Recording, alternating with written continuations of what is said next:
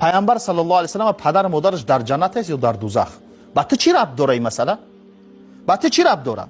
تو از طهارت بپرس، فرض های طهارت بپرس، تو سنت های طهارت بپرس، تو 5 وقت نماز بپرس، فرض و واجب و سنت و مستحبات نماز بپرس، محرمات و مکروهات نماز بپرس، تو از زکات بپرس.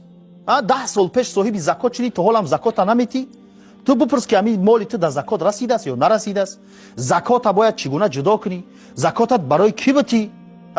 ماه شریف رمضان میاد، تو از روزه بپرس، تو از حج بپرس، از مناسک حج بپرس، تو از حرام و از حلال بپرس، چیزهایی را بپرس که به خیر دنیا و آخرتت است. یا در علوم دنیوی تو برو پیش متخصص ماشین ساز، درباره ماشین ساز کنه، از او بپرس که موتور ممی کمبودی را داره چگونه ریمونتش کنم، یا که کلودکیوم تمام شده چگونه عوضش کنم. تو برو از متخصص بپرس، تو برو از هر علم از متخصصش برو بپرس، چیزی که خیر دنیا و آخرت همو را بپرس. با تو چی ربط داره اینکه پدر مادر پیامبر صلی الله علیه و سلم اهل جنت است یا اهل دوزخ؟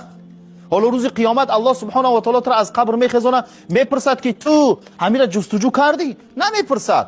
پیامبر صلی الله علیه و سلم میگه در قبر از شما 3 سوال میشه: من ربک، ما دینک، من نبیک.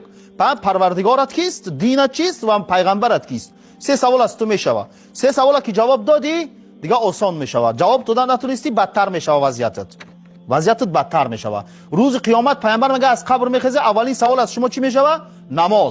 نماز ادا کردی یا نکردی؟ یعنی دیگر مسائلی که پیش میاد. اما از تو نمیپرسه که تو آیا همین مسئله ای که پدر مادر پیغمبر در جنت است یا در دوزخ؟